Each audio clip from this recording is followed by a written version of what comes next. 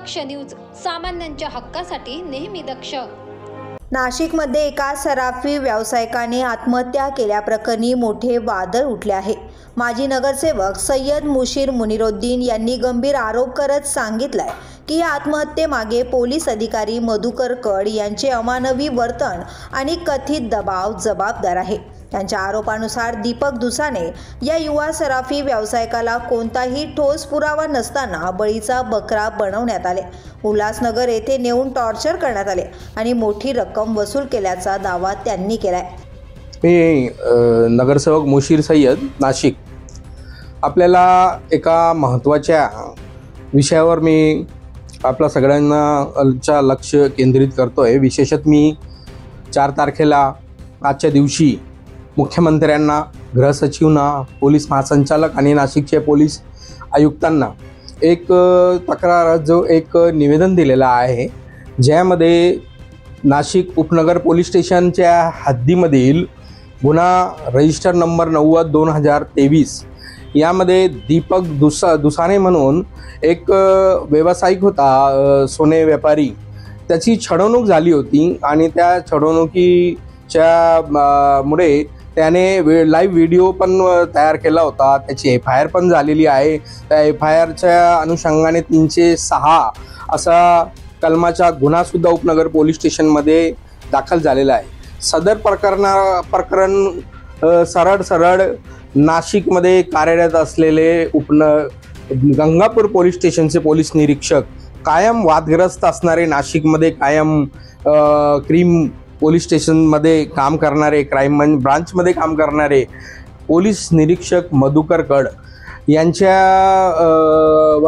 हा संशय आहे आणि माझा आरोप आहे की उपनगरच्या या गुन्हा रजिस्टर नंबर 90/2023च्या 306 कलमान्वये दाखल झालेल्या केसमध्ये सरळ मधुकर कड पोलीस निरीक्षक उल्हासनगर मध्यवर्ती पोलीस ठाण्यामध्ये त्यावेळेस कार्यरत होते आणि तिथे एका चोराने दीपक दुसाने नाशिक रोड येथील स्वर्ण कार दुकानावर काही चोरीचे सोनं विकलं होतं।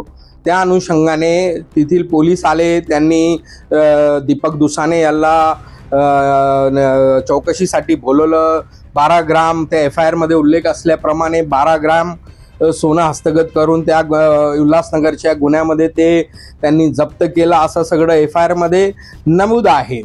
पण त्या ठिकाणी उपनगर पोलीस स्टेशनमधील अनेक अधिकाऱ्यांचे त्यानंतर बदल्या झाले 2023 मध्ये 24-25 पर्यंत, परंतु सदर गुन्ह्याची कोणतीही तपास झालेला नाही। त्याची चार्जशीट सुद्धा कोर्टामध्ये दाखल झाली नाही। ही फार गंभीर गोष्ट आहे आणि कोणाच्या दबावामुळे हे सगळं घडत असेल याची कल्पना आता मला आलेली आहे। म्हणून मी सरळ पोलीस निरीक्षक मधुकर कड यांची चौकशी व त्यांचे उल्हासनगरमधले त्यांचे पोलीस कर्मचाऱ्यांची चौकशीसाठी मुख्यमंत्र्यांना मी अर्ज केलेला आहे, निवेदन दिलेलं आहे। नाशिकमध्ये पण सध्या आपण परिस्थिती पाहिली तर पंचवटी पोलीस स्टेशनचे प्रभारी पोलीस निरीक्षक असताना त्यांना संलग्न